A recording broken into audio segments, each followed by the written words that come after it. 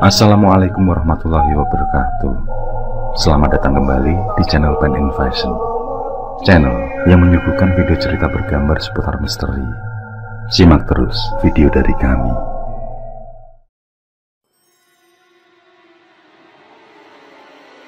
Kisah ini diceritakan oleh salah seorang sahabat namanya Bagas, di mana ia adalah cucu dari seorang yang memiliki darah bangsawan dari daerah Banyumas Raya. Kisah yang ia ceritakan adalah salah seorang anak dari Pak D-nya. Bagas memiliki simbah bernama Raden Suwito yang beristrikan Raden Raranima seberang kidul. Mereka memiliki dua putra bernama Raden Panji Suwito dan Raden Roro Sekar Larasati. Nah, Bagas sendiri adalah anak dari Raden Rara Sekar Larasati. Sedangkan Pak D-nya, Raden Panji Suwito, memiliki dua putra bernama Galih Suwito dan Danang Suwito. Galih Suwito inilah yang menjadi lakon dari kisah yang dituturkan Bagas. Raden Suwito adalah salah seorang bangsawan dari sebuah kadipaten di wilayah Banyumas Raya. Beliau merupakan salah seorang pejuang tangguh yang ikut berperang melawan penjajah Belanda. Konon, beliau juga merupakan salah seorang yang pertama-tama ikut membuka hutan Kawunganten di Cilacap. Hutan yang terkenal sangat wingit, gawat kepati-pati, ibarat jalmo teko jalmo mati. Siapapun yang berani datang, maka pulang tinggal nama. Jadi, dari sekilas sepak terjang yang telah dilakukan beliau, jelaslah bahwa Raden Suwito bukanlah orang sembarangan. Beliau memiliki kekuatan linuwih di atas orang-orang kebanyakan. Kekuatan linuwih ini pun tidak lepas dari berbagai pusaka dan kodam yang mengikuti beliau. Di saat-saat terakhir sebelum berpulangnya Raden Suwito, beliau pun mewariskan beberapa pusaka yang menurut beliau sesuai dengan karakter kedua anaknya.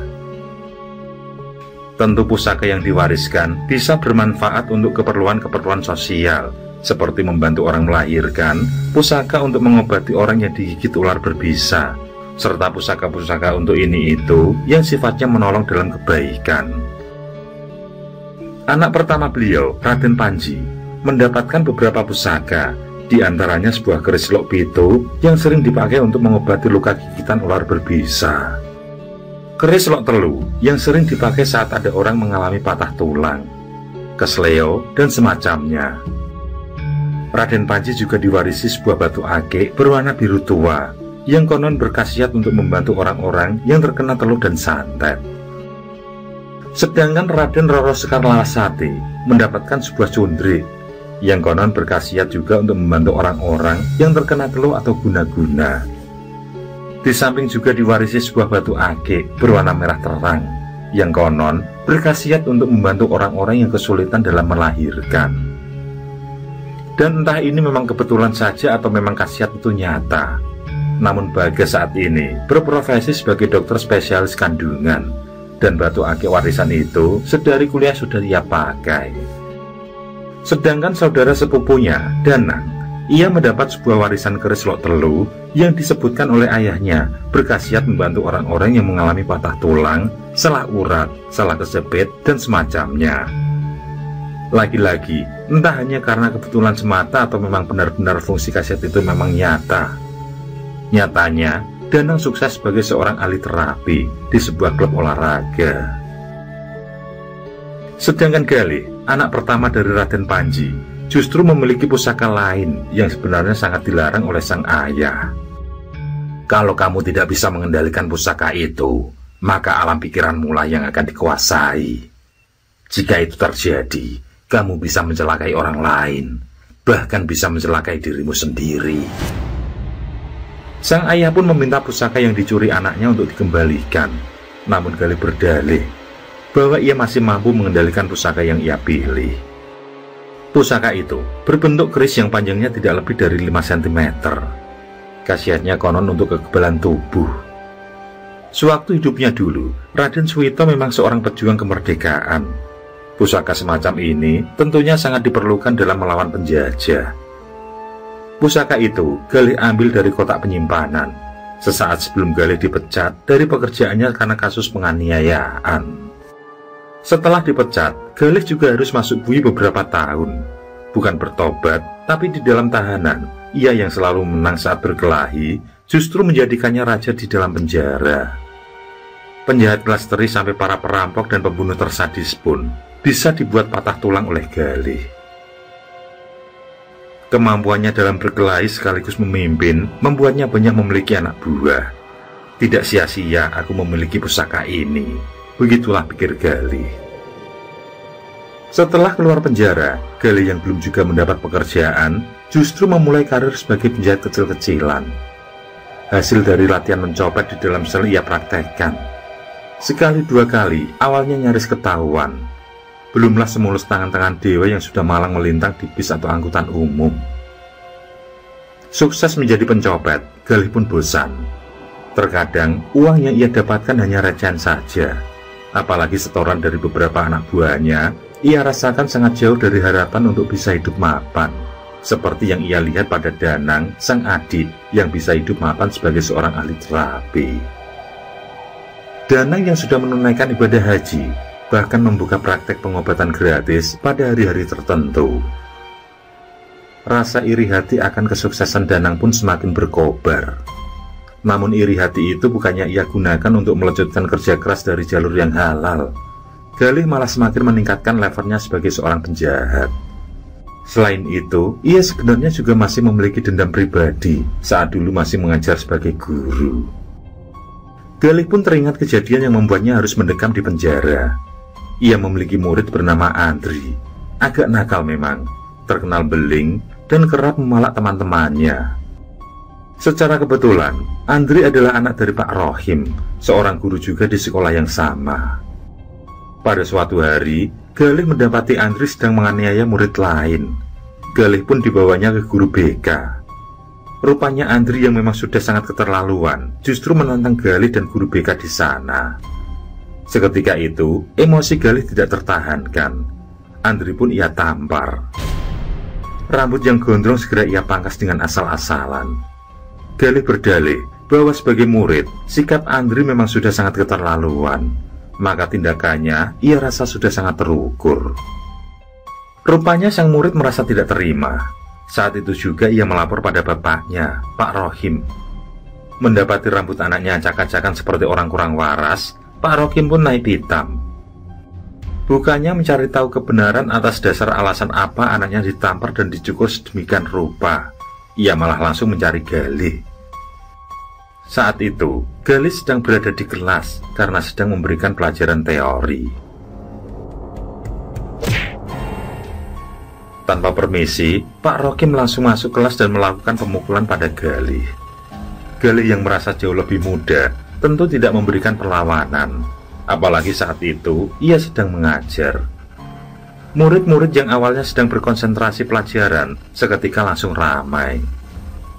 Berkali-kali Pak Rohim terus melakukan pemukulan pada Galih, hingga Galih yang pada awalnya tidak meladeni, pada akhirnya menganggap penganiayaan yang dilakukan Pak Rohim bukan lagi sekedar orang yang sedang melampiaskan amarah. Bagi Galih, Pak Rohim ia anggap tengah menginjak-injak harga dirinya.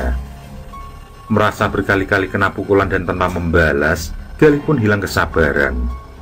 Dengan sekuat tenaga, ia mendorong Pak Rohim hingga terjatuh. Selanjutnya, ia menantang duel 1 lawan 1 seusai jam pelajaran sekolah. Dan benar saja, saat bel jam pelajaran sekolah usai, Galih langsung menghampiri Pak Rohim. Di lapangan belakang sekolah, giliran Pak Rohim yang dibuat babak belur. Bahkan Andri yang ikut mengeroyok, ikut menjadi bulan-bulanan Galih. Siapa yang harus dihukum? Bisa jadi keduanya, yang sama-sama tidak menunjukkan sikap sebagai seorang pendidik. Tapi kedekatan Rohim dengan kepala sekolah, ditambah ia memiliki beberapa relasi dari kepolisian, urusan pun seakan menjadi mudah. Di pengadilan, murid-murid yang melihat langsung kejadian perkara sama sekali tidak dihadirkan. Semua saksi yang dihadirkan justru memberatkan Galih, dan karir Galih sebagai pegawai negeri pun berakhir sudah. Padahal usianya saat itu baru 24 tahun. Aku punya sedikit tabungan. Aku ikhlas memberimu untuk modal usaha.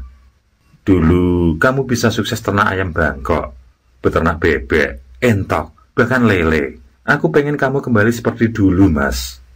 Aku yakin kamu bisa kembali sukses." Danang berkata pada kakaknya dengan hati yang tulus. Ia tidak ingin kakaknya terjerumus ke dalam lubang kemaksiatan yang lebih dalam. Tapi apa jawaban Galih? Ia akan tunjukkan kesuksesan dengan caranya sendiri. Baginya, uluran tangan adiknya hanyalah sebuah olok-olok. Hanya dengan duduk-duduk saja, ia mendapatkan setoran antara 100 hingga 300 ribu per hari. Pekerjaan yang sangat menarik, pikir Galih. Yang harus ia lakukan hanyalah menyingkirkan pentolan-pentolan di terminal, maupun daerah-daerah yang memiliki putaran uang tinggi. Pikiran itu tercetus setelah beberapa minggu Galih merantau di Jakarta. Di sana, awalnya ia bekerja secara serabutan di sebuah pasar besar, yang kebetulan juga dekat dengan terminal. Ia mengamati orang-orang di sana, utamanya para preman yang selalu minta jatah setoran. Dengan pusaka yang ia miliki, ia yakin akan bisa mengalahkan mereka dengan mudah. Sore itu, sepulang nguli, Galih melihat kawanan Don King CS sedang berpesta miras di pinggiran pasar. Kelompok itu dipimpin oleh seorang pria berjuluk Don King. Bertubuh tinggi besar dengan rambut jabrik dan aut-autan. Don King dan kelompoknya, ia ketahui, sering memalak pedagang beras di sisi barat pasar. Sore itu, Galih akan mencoba peruntungan. Ia yakin karena telah membekali diri dengan pusaka milik ayahnya. Apalagi ia juga mantan guru olahraga sekaligus pemegang ban hitam karate. Baginya, Don King hanya tubuhnya saja yang besar, tapi nyalinya hanya sebesar api lilin. Galih sengaja duduk-duduk sambil merokok di dekat Don King dan kawan-kawannya. Sebotol minuman yang masih dalam posisi tersegel, Galih ambil tanpa sepatah kata permisi pun. Sengaja ia lakukan untuk memancing emosi Don King dan kawan-kawannya. Botol berisi minuman yang masih utuh sudah berkurang seperempat karena Galih tenggak. Melihat kelakuan Galih yang dirasa kurang ajar, Don King pun memberi isyarat pada anak buahnya untuk mempermak wajah Galih agar terlihat lebih tampan. 4 orang yang sedang dalam kondisi setengah sadar langsung turun gelanggang. Mereka membabi buta dengan melayangkan pukulan atau tendangan. Tentu saja dengan mudah bisa Galih hindari. Bahkan tanpa banyak membuang waktu, wajah keempatnya langsung dibuat lebam-lebam olehnya sampai terjungkal. Tidak berhenti sampai di situ, Galih segera mengambil sebongkah batu. Lalu ia hantamkan ke kepala Don King. Pimpinan preman itu tidak mengira betapa cepatnya gerakan lawan. Ia pun melenguh memohon ampun dengan kepala bercucuran darah. "Mulai detik ini, kalian semua setor sama aku. Kalau sampai berani ngelunjak, kugorok leher kalian." Begitu ancam Galih sambil merebut paksa uang yang sudah berada di saku celana Don King. "Besok sore, kutunggu kalian di sini," lanjut Galih sambil memberi isyarat gorok leher dengan tangannya. Artinya, kalau mereka tidak nurut, Galih akan benar-benar bertindak nekat. Kekalahannya dari Galih tentu saja menimbulkan dendam di hati Don King. Urusan jelas belum selesai. Kali ini, Don King membawa lebih banyak orang. Mereka juga dibekali dengan bermacam senjata tajam. Perkiraan Galih meleset. Ia mengira Don King akan langsung memberinya setoran sore itu. Tapi rupanya ia harus menumpahkan darah lebih banyak. Galih sama sekali tidak menunjukkan rasa gentar, meskipun ia hanya seorang diri. Pertarungan pun terjadi. Sabetan berbagai senjata tidak bisa lagi Galih hindari. Menyandang sabu hitam karate bukan jaminan dengan mudah membantai lawannya seperti dalam film-film. Ia bahkan harus merelakan lehernya tertebas golok yang dibawa penyerangnya. Tapi rasa kaget juga menghinggapi para pengeroyok. Saat tebasan demi tebasan benda tajam itu sedikit pun tidak melukai tubuh Galih. Tubuh Galih benar-benar kebal senjata. Menyadari nyali lawannya menciut, maka dengan mata menyipit penuh ancaman, tangan Galih bergerak cepat. Sebuah tongkat besi berhasil ia rebut, dan ia gunakan untuk meremukkan tulang belulang lawan-lawannya.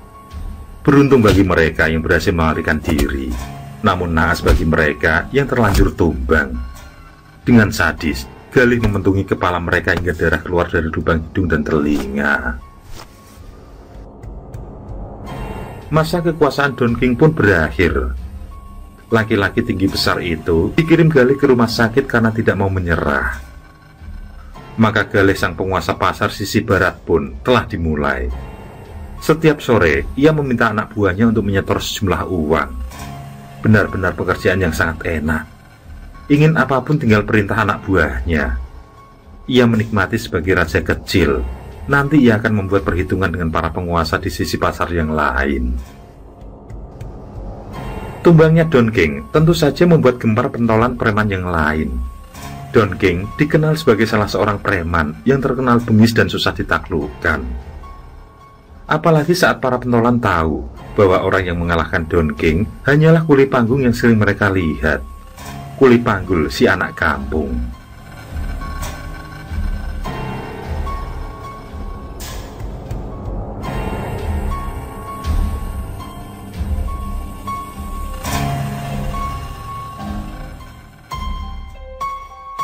Sore itu, Galih marah besar karena salah seorang anak buahnya mengalami babak belur setelah dikeroyok beberapa preman. Bibir anak buah yang melepuh dan berdarah semakin membengkak karena jotosan tangan kiri Galih. Anak buah itu semakin meraung. Hebatnya, meskipun tangan Galih baru saja mendarat mulus di bibir anak buahnya, toh tangan kanannya tetap merogoh saku dan memberikan beberapa lembar uang merah. Sambil menyerahkan uang tersebut untuk berobat, sebuah tamparan kembali mendarat dengan keras.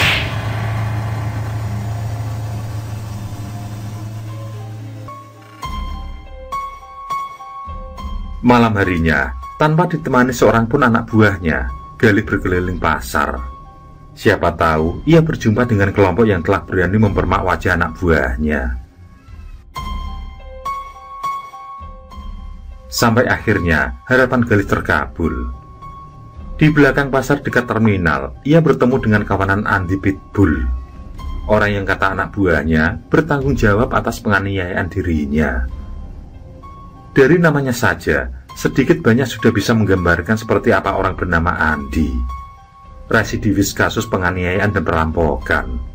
Gelar yang cukup mentereng. "Ini orangnya!" seru salah seorang anak buah Andy, sembari jari telunjuknya mengarah kepada Galih. Mereka tahu kedatangan Galih pasti akan menantang duel. Maka tanpa diperintah pun, mereka segera mengepung Galih. Tanpa banyak kata, mereka segera melayangkan bogem-bogem yang keras seperti palu. Kalau orang awam, pukulan yang bertubi-tubi masuk ke kepala atau wajah tentu sudah membuat gigi rontok. Setidaknya menjadikan bentuk wajah tidak simetris lagi. Tapi bagi Galih, pukulan-pukulan itu terasa seperti tepukan-tepukan ringan saja. Maka Galih pun mengamuk. Baik siku lutut dan kepalan tangan maupun ujung tumit ia jadikan senjata yang mematikan. Hanya dalam hitungan menit, terlihat satu persatu para pengeroyok telah terkapar dengan hidung atau mulut berdarah-darah. Andy Pitbull yang beringas pun segera turun tangan. Andy mencabut golok. Dengan pandang mata menyala-nyala, ia langsung merangsek masuk untuk menebas kepala Galih. Galih menyambut tebasan itu tanpa menghindar sedikit pun. Mata golok yang tajam menghujam pelipis Galih. Namun Galih hanya tersenyum saat golok yang dipegang Andy terlempar sesaat setelah menghantam kepalanya. Nyali Andy padam seketika. Gelar Pitbull di belakang namanya rupanya hanya isapan jempol. Lutut Andy tiba-tiba gemetaran. Ia merangkak-rangkak menyelamatkan diri. Jangankan lari, sekedar berdiri pun lututnya telah goyah. Nasib Andy tinggal menunggu belas kasihan Galih saja. Tapi Galih yang dulu bukanlah Galih yang sekarang. Ada semacam kekuatan yang menguasai pikiran Galih. Ia kini menjelma menjadi sosok yang sadis tanpa ampun. Andy yang merangkak-rangkak itu ia dekati. Golok milik Andy pun ia ambil. Sebuah bisikan tiba-tiba berdenging di telinga Galih untuk segera menghabisi lawannya itu. Galih melepas golok di tangannya. Ia menutup kedua telinganya. Tapi perintah untuk membunuh itu terasa sangat kuat. Galih tidak kuasa menolak. golok yang telah ia letakkan kembali ia pungut. Dan dengan segera, ia bacokkan berkali-kali ke kepala Andi. Kepala Andi terbelah dan isinya berhamburan keluar. Mata Galih menatap liar, tapi bibirnya tersenyum puas. Galih merasakan ada sebuah kekuatan yang masuk setelah ia membunuh. Dan dalam setiap detiknya, bisikan-bisikan yang mempengaruhi pikirannya pun semakin kuat. Bisikan itu meminta Galih untuk terus membunuh. Tumpahkan darah lawanmu, tumpahkan darah siapapun, agar tubuhnya semakin kuat. Naluri dan dorongan untuk terus membunuh pun semakin kuat. Galih bukan lagi seorang preman pasar yang setiap hari meminta jatah setoran dari anak buahnya. Ia ingin lebih. Ia bukan saja ingin uang dengan cara mudah, ia juga ingin semakin berkuasa.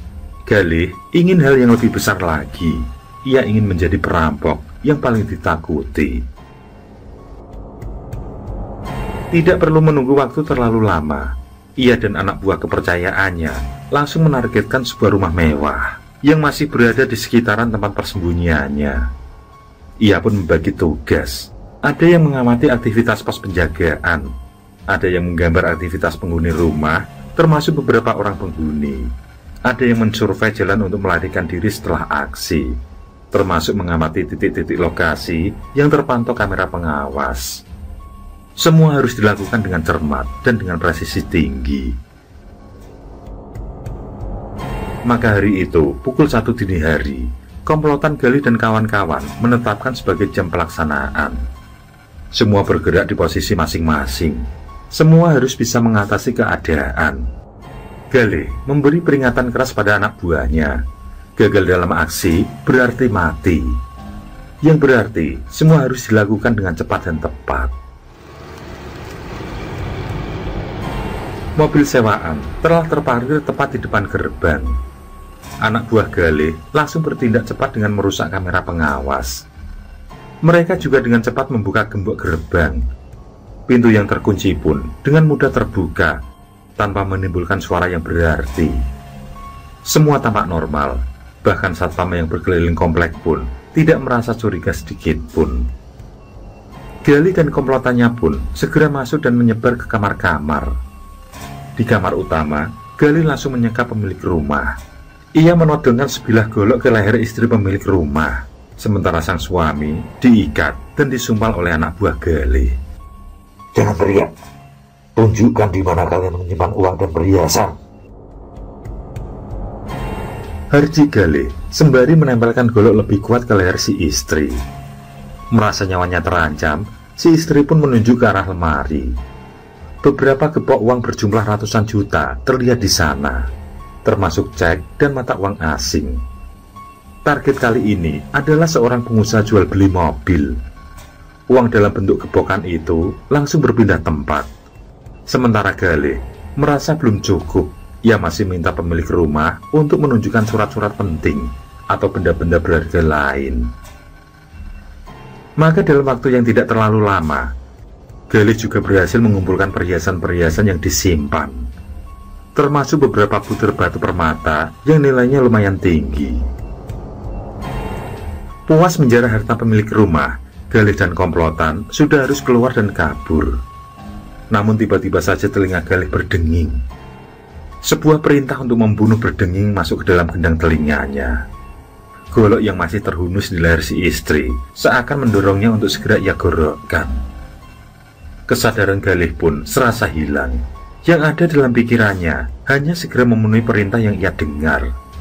Tanpa kuasa lagi atas alam pikirannya sendiri, tangan kanan Galih tiba-tiba bergerak ke kiri kanan. Golok tajam itu menggorok leher si istri dengan tanpa belas kasihan. Darah segar segera menyembur kemana-mana. Si istri berkelojotan di ujung kematiannya. Sementara si suami yang melihat istrinya meregang nyawa tidak kuasa untuk melawan. Galih yang sudah kesetanan kembali berbuat sadis. Golok yang masih berlumuran darah ia tebaskan dengan ayunan yang sangat kuat ke leher si suami. Yang terjadi selanjutnya, pasangan suami istri itu pun secara bersama-sama pergi ke alam baka.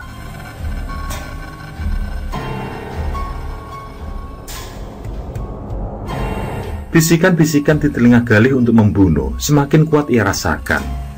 Kali ini, saat Galih berada di sebuah lokalisasi, gadis yang ia sewa masih terkapar kelelahan setelah melayaninya. Bisikan yang sama lagi-lagi terdengar di telinga Galih. Perintah untuk membunuh itu berulang-ulang mendenging di telinganya. Tangan Galih seperti tidak kuasa melawan sosok gaib yang memerintahnya. Meskipun Galih berusaha mengendalikan bisikan itu, nyatanya ia tidak kuasa mengendalikan kedua tangannya. Bersamaan dengan perintah yang semakin kuat, kedua tangan Galih tiba-tiba saja mencengkeram leher sang perempuan, yang kemudian hanya bisa mencakar-cakar sebagai bentuk perlawanan. Nafas perempuan itu semakin tercekat, matanya melotot, lalu perlahan tubuhnya melemah, lunglai, dan berakhir mengenaskan di atas ranjang. Galih menyaksikan dengan mata kepala bagaimana perempuan yang baru saja melayaninya menggelepar sekarat. Ia masih tidak percaya dengan apa yang telah ia lakukan. Ia tidak ingat bagaimana ia melakukannya. Yang ia ingat adalah suara bisikan untuk terus melakukan pembunuhan.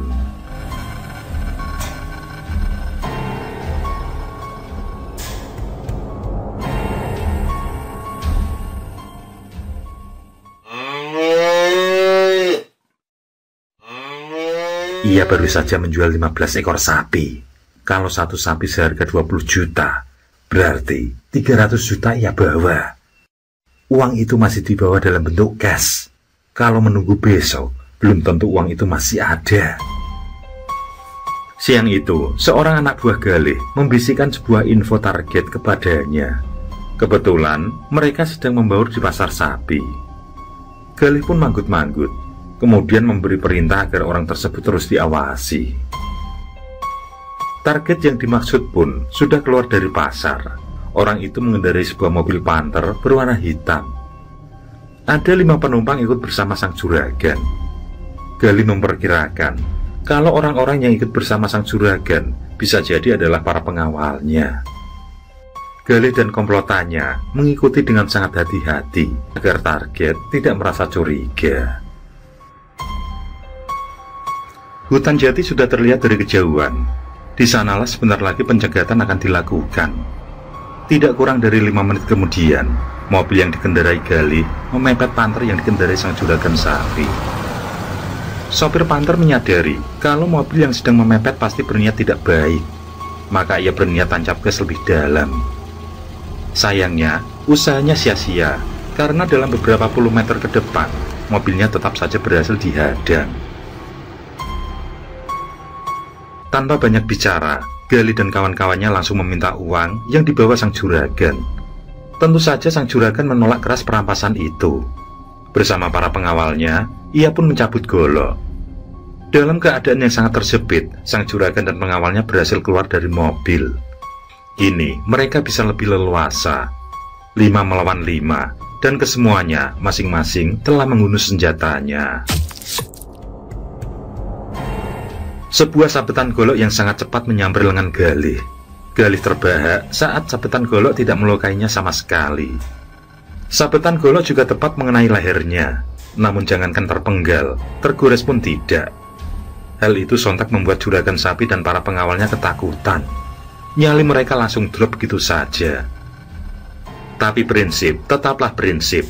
Lebih baik mati daripada menyerahkan harta benda begitu saja. Adu sabetan senjata tidak terelakkan lagi.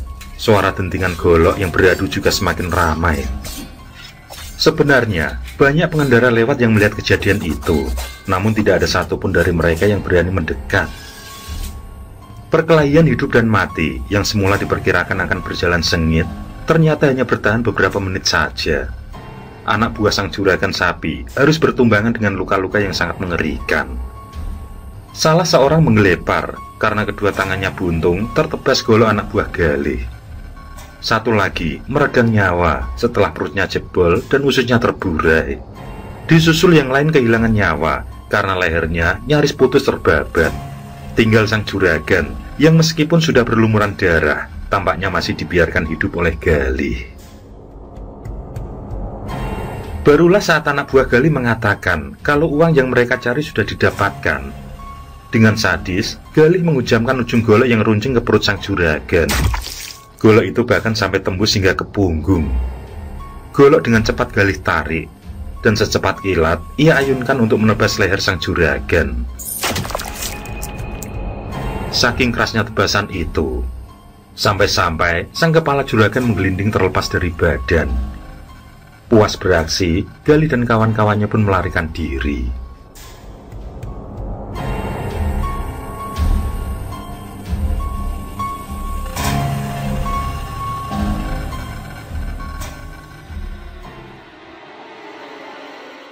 Sepak terjang Galih yang licin dan sadis terus berlanjut. Ia adalah seorang penjahat kelas kakap yang selalu membawa korban jiwa, tidak peduli anak kecil atau wanita, baik tua maupun muda. Setiap kali bisikan untuk membunuh itu berdenging, maka tangan Galih harus bergerak menumpahkan darah. Sialnya, Galih juga merupakan seorang yang gila wanita. Dalam setiap aksinya, hampir selalu disertai kekerasan seksual, sebelum pada akhirnya ia membunuh korbannya. Untuk soal pembagian hasil rampokan, Galih memang membaginya secara adil. Semua anak buahnya merasakan kepuasan. Hanya saja ada satu hal yang sedang mengganjal salah seorang tangan kanan Galih. Sebut saja bernama Guteng. Laki-laki bertubuh kekar itu merasa risih karena kekasihnya kerap digoda Galih. Meski untuk ukuran fisik termasuk ketampanan, Guteng mengakui kalau pimpinannya itu jauh unggul di atasnya. Galih memang tampan, berkulit bersih, penampilannya kece seperti pengusaha muda. Senyumnya ramah pada wanita manapun. Sampai-sampai orang akan terkecoh kalau Galih sebenarnya adalah seorang perampok sadis yang menjadi buronan polisi. Sebenarnya apa yang dikhawatirkan Guteng telah terjadi. Di belakang layar, Galih terus merayu Mila, sampai berkata kalau Guteng hanya memanfaatkan kecantikannya saja. Galih juga sering memberi hadiah kecil pada Mila, baik berupa benda maupun perhiasan. Mila yang tampaknya mulai termakan rayuan, sore itu menerima kalung emas pemberian Galih. Emas seberat kurang lebih 10 gram itu memang memiliki desain yang cantik, ditambah liontin berupa sebuah batu permata berwarna merah muda. Mila benar-benar terpesona. Ia juga tidak terlalu memusingkan dari mana Galih mendapatkan kalung itu, entah dari hasil merampok atau memang membelinya. Faktanya, Guteng memang belum pernah memberinya sesuatu yang spesial. Rayuan demi rayuan yang selalu dihembuskan Galih ke hati Mila membuat perempuan itu benar-benar terbuai. Akhirnya, kadar cinta yang dulu 100% untuk Guteng sedikit demi sedikit mulai luntur. Pada suatu waktu, bahkan dengan terang-terangan, Mila meminta Guteng untuk mengakhiri kisah cinta mereka. Guteng pun murka, apalagi ketika ia mengetahui atas alasan apa Mila ingin mengakhiri hubungan mereka. Tentu saja, Guteng tidak mau berpisah dengan Mila. Cintanya pada Mila adalah cinta mati baginya. Selama ini, ia memang tunduk pada Galih. Untuk segala hal, ia memang tidak meminta lebih pada pimpinannya itu. Tapi untuk alasan seorang Mila, gadis yang ia cintai sepenuh hati, ia tidak akan tinggal diam. Galih secara terang-terangan telah menabuh genderang perang padanya. Demi Mila, nyawa pun akan ia pertaruhkan. Dua sahabat yang telah saling membahu dalam dunia hitam itu kini saling berhadapan. Dengan menggunakan kemampuan masing-masing, mereka berdua pun berduel menyambung nyawa. Baik Galih dan Guteng, keduanya sama-sama menggunakan golok sebagai senjata. Galih yang menguasai jurus-jurus karate terus mendesak Guteng. Dipadu dengan kemampuan bela diri jalanan yang sudah sampai pada tingkat tinggi, membuat Guteng semakin kalang kabut. Bacokan dan sabetan golok keduanya sama-sama mengenai tubuh masing-masing. Namun duel sengit dua jawara itu rupanya tetap tidak akan menemukan titik akhir. Baik Galih maupun Guteng sama-sama kebal dengan senjata tajam. Maka satu-satunya cara untuk menentukan siapa yang berhak memiliki Mila adalah mengembalikan pilihan itu kembali pada Mila. Baik Galih maupun Guteng bersepakat, siapapun di antara mereka yang tidak dipilih oleh Mila harus berlapang hati. Tidak boleh ada dendam di antara mereka. Dan pemenangnya sudah bisa dipastikan bahwa Galihlah yang berhak memiliki Mila. Secara lahiriah, Gudeng bisa menerima keputusan itu. Ia rela menyerahkan Mila pada Galih. Tapi isi hati siapa yang bisa menyelami? Dendam membara berkobar-kobar di hati Gudeng. Ia tidak rela melihat kekasihnya jatuh ke pelukan orang lain, meski itu adalah pimpinannya sendiri. Gudeng menyadari kalau kembali menantang duel, ia tetap akan tewas pada akhirnya. Maka ia pun berpikir bagaimana cara melenyapkan Galih secara halus. Ia akan membuat Galih mati secara perlahan.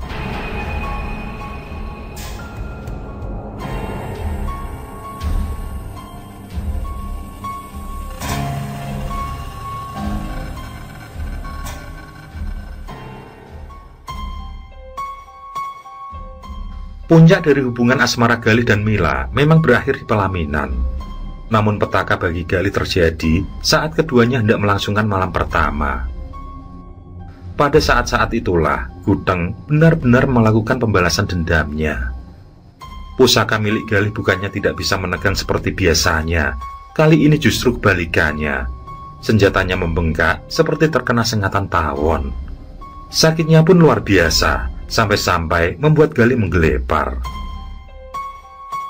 Bukan hanya itu, hari demi hari datang lagi penyakit baru, yaitu rasa gatal yang tidak terkira menjalar di sekujur tubuh.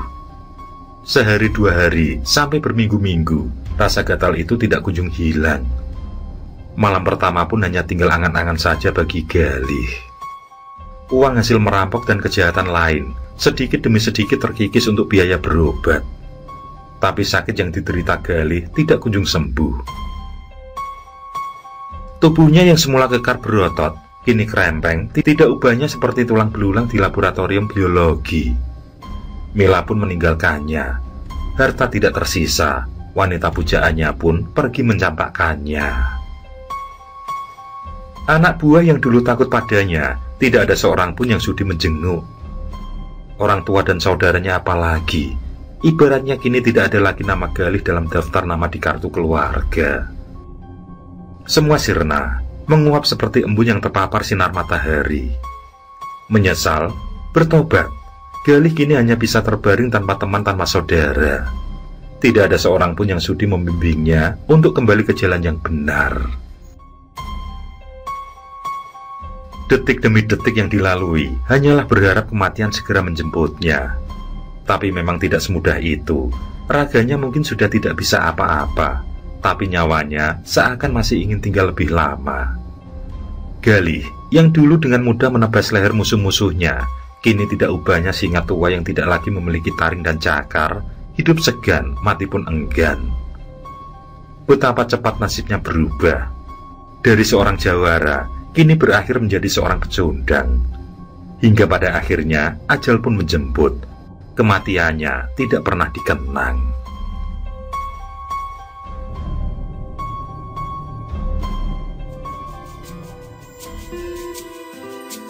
Bagas menceritakan saudara sepupunya itu sambil sesekali mengelus dada. Betapa benar bahwa tidak ada kekuatan yang abadi di dunia ini selain kekuatan Sang Maha Kuasa. Kita ini hanya seperti setitik debu di samudera yang luas. Sesungguhnya tidak memiliki kekuatan sama sekali yang patut untuk disombongkan. Apalagi hanya menyombongkan sebuah pusaka warisan. Na'udzubillah min dzalik.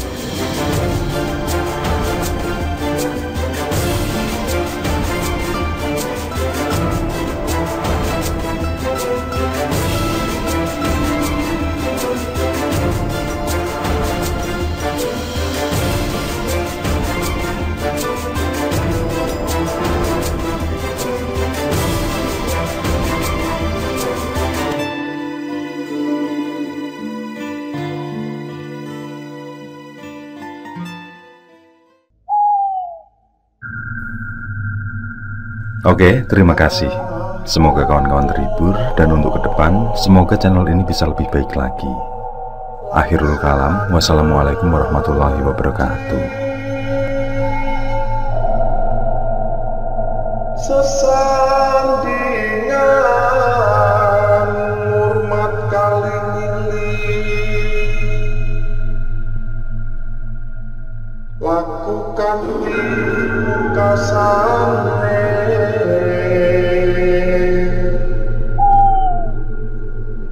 andhap kersaning